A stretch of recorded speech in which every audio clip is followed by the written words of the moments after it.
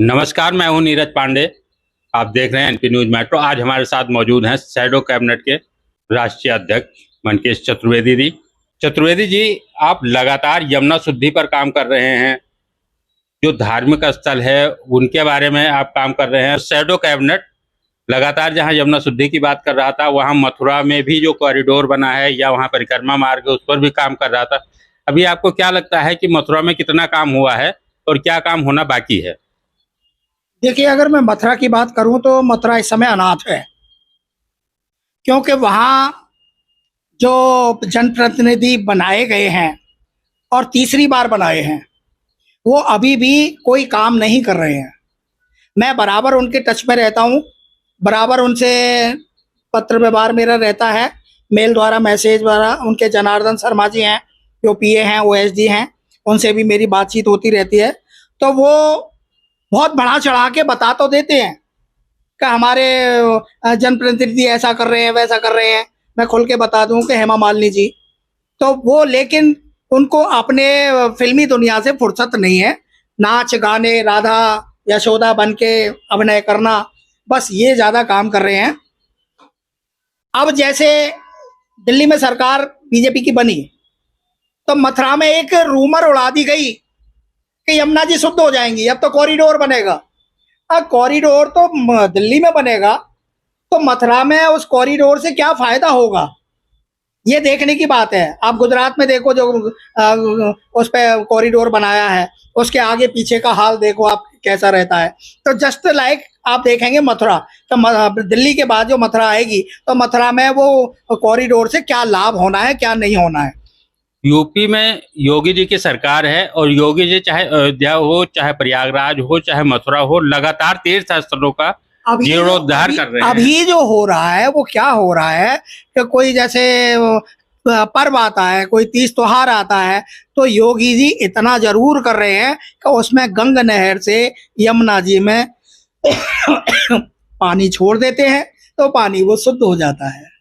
बस इतना काम कर रहे हैं। जो रेगुलर पानी आना चाहिए यमुना जी का, वो अभी बहुत दूर है, कोसों दूर है।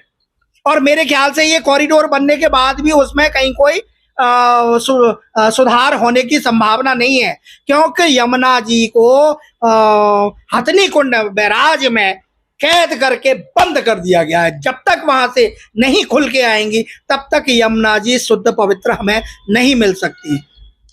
दिल्ली में बीजेपी की सरकार है और सीएम रेखा गुप्ता, जिस दिन बीजेपी की सरकार दिल्ली में बनी है, उसी दिन एक मशीन उतार दी गई। सर, मशीनें उतारने से क्या होता है? मशीनें उतार के क्या वो मशीनें क्या वो पानी को प्यूरिफाई कर रही थी, या वो हेमा मालिनी जैसे कैंट आरओ का जो एडवर्टाइजमेंट करती हैं, केवल उसके लिए उतारी गई थी कि वो मशीन? ये मशीन तो केवल एक प्रक्रिया है कि भाई वहां से जो गाद पड़ी हुई है यमुना जी में, बरसों पुरानी, जो 10-10 फुट 12-12 फुट जमी पड़ी है, जैसे बाढ़ आ जाती है, क्योंकि वो जब बाढ़, थोड़ा सा भी पानी आता है, थोड़ी सी भी बारिश होती है, तो वो पानी आसपास के इलाकों में फैल जाता है। अगर यमुना जी गहरी होगी, तो गहरी जरूर उन्होंने की है, थोड़ी सी गाद उन्होंने निकाली है, जो उसमें जमी पड़ी थी वो निकाली है। बाकी अभी शुद्ध जल आने की कहीं कोई संभावना मुझे तो नहीं लग रही।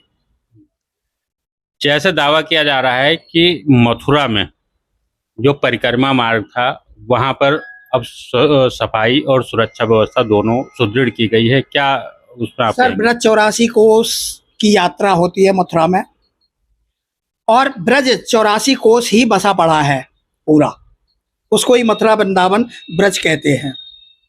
सबसे बड़ी बात, समस्या तो ये है कि वहां पे जो पवित्र तीर्थ स्थल बनाए गए, वो 6 टुकड़ों में बनाए गए हैं, और अभी भी पूरी मथुरा को पवित्र तीर्थ स्थल घोषित नहीं किया गया है।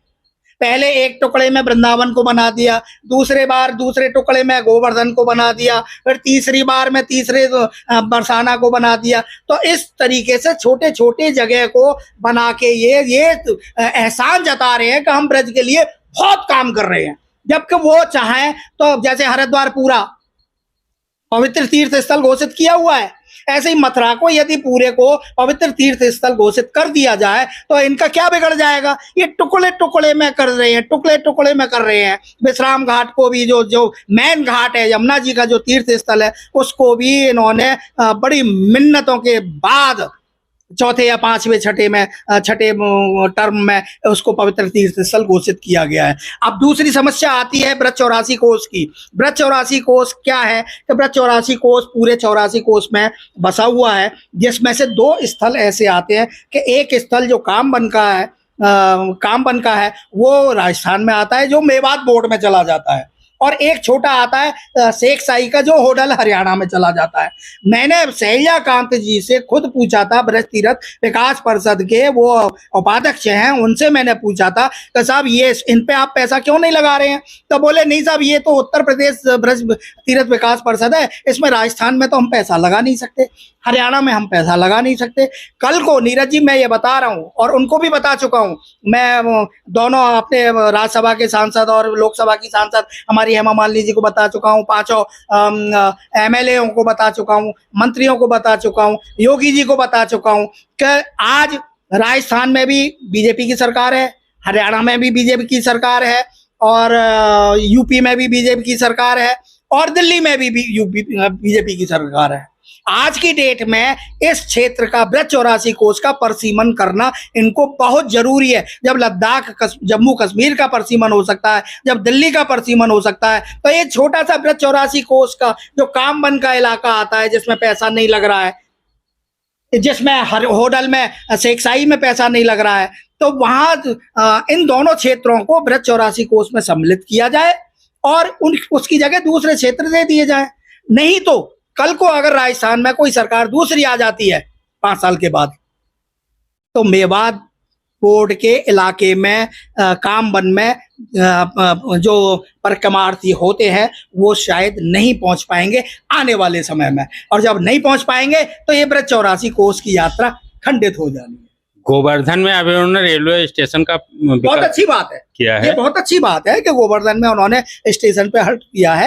ये बहुत अच्छी बात है कि गोवर्धन जैसे मथुरा होके जाना पड़ता था, तो सीधे आप गोवर्धन में जो गाड़ियां आएंगी रुकेंगी तो गोवर्धन जाने वालों को लाभ मिल सकता है। ये बहुत अच्छा कदम है, उन्होंने अच्छा किया है। इस विस्तार से कितना लाभ मिलेगा और क्या आसानी में होगी तीर्थ यात्रियों को?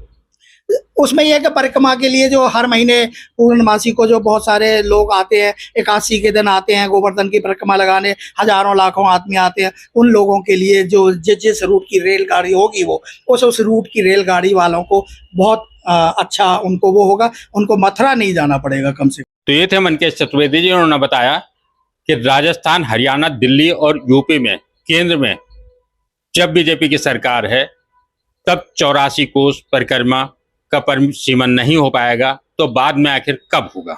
एनपी न्यूज मेट्रो के लिए मैं नीरज पांडे, दिल्ली।